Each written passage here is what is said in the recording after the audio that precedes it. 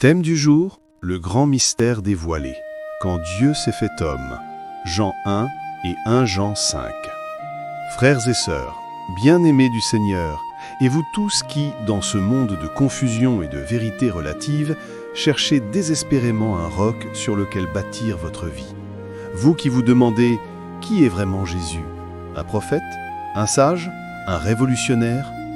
Aujourd'hui, la parole de Dieu ne nous invite pas à une simple réflexion historique. Elle nous convoque devant le mystère le plus vertigineux, la vérité la plus scandaleuse et la plus glorieuse de l'univers. Préparez vos cœurs, car nous allons toucher à l'essence même de Dieu. L'éternité de la parole.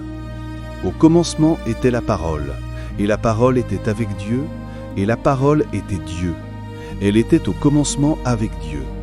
Toutes choses ont été faites par elle, et rien de ce qui a été fait n'a été fait sans elle. En elle était la vie, et la vie était la lumière des hommes. Jean 1, 1 à 4. Le miracle de l'incarnation. Et la parole a été faite chair, et elle a habité parmi nous, pleine de grâce et de vérité, et nous avons contemplé sa gloire, une gloire comme la gloire du Fils unique, venu du Père.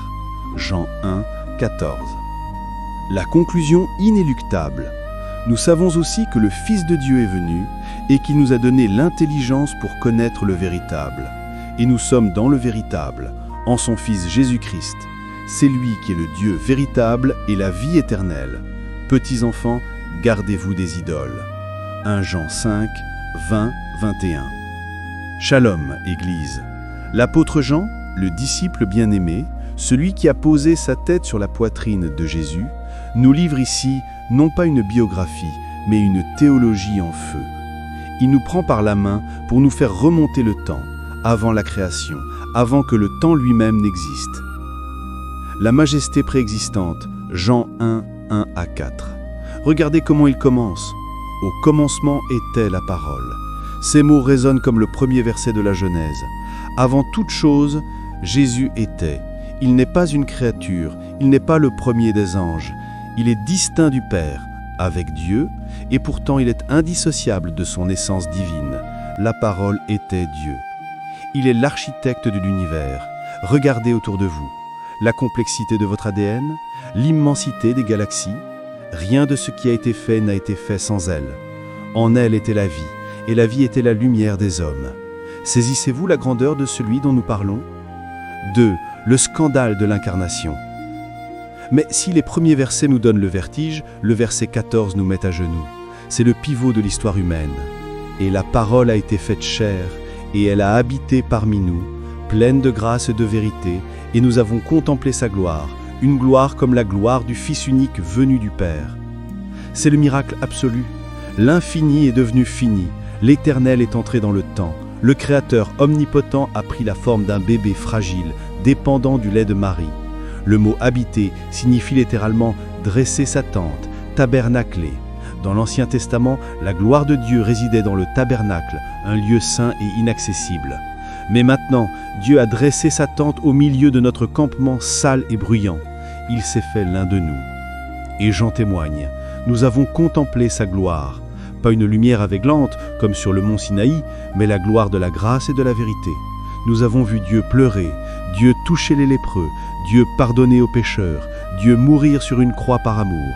3. L'ultime mise au point. 1 Jean 5, 20, 21.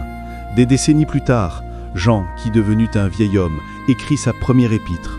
Il a tout vu, il a tout médité, et dans ses derniers mots, il résume tout avec une clarté tranchante. Il nous dit que Jésus est venu nous donner l'intelligence pour connaître le véritable. Mais il ne s'arrête pas là, il pose la pierre angulaire de notre foi. C'est lui, Jésus-Christ, qui est le Dieu véritable et la vie éternelle. Il n'y a plus de place pour le doute. Jésus n'est pas juste un chemin vers Dieu, il est Dieu qui s'est fait chemin vers nous.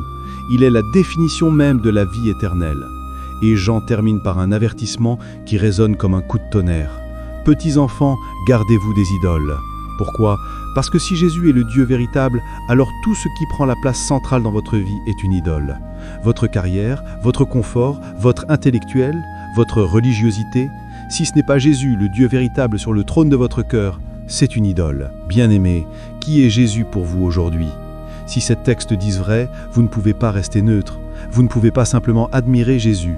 S'il est la parole éternelle faite chair, le Dieu véritable, alors la seule réponse appropriée est l'adoration totale et la soumission de votre vie.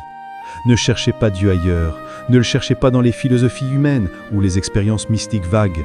Il s'est rendu visible, il a un visage, il a un nom, Jésus-Christ. Il est la vie, venez à lui et vivez. Prions. Seigneur Jésus, Verbe éternel, nous sommes saisis de crainte et d'émerveillement devant ce mystère. Toi qui étais dans la gloire du Père, tu t'es dépouillé pour prendre notre chair, pour tabernacler parmi nous. Nous confessons aujourd'hui que tu es bien plus qu'un prophète. Tu es mon Seigneur et mon Dieu. Tu es le Dieu véritable et la vie éternelle. Pardonne-nous nos idoles, ces choses que nous avons élevées au-dessus de toi. Purifie nos cœurs. Donne-nous cette intelligence spirituelle pour te connaître intimement. Que notre vie soit une adoration perpétuelle devant le miracle de ton incarnation. Amen. Écris « Jésus est mon Dieu » pour proclamer sa divinité. Partage ce message avec quelqu'un qui cherche la vérité sur Jésus. Abonne-toi pour plonger plus profondément dans les mystères de la parole.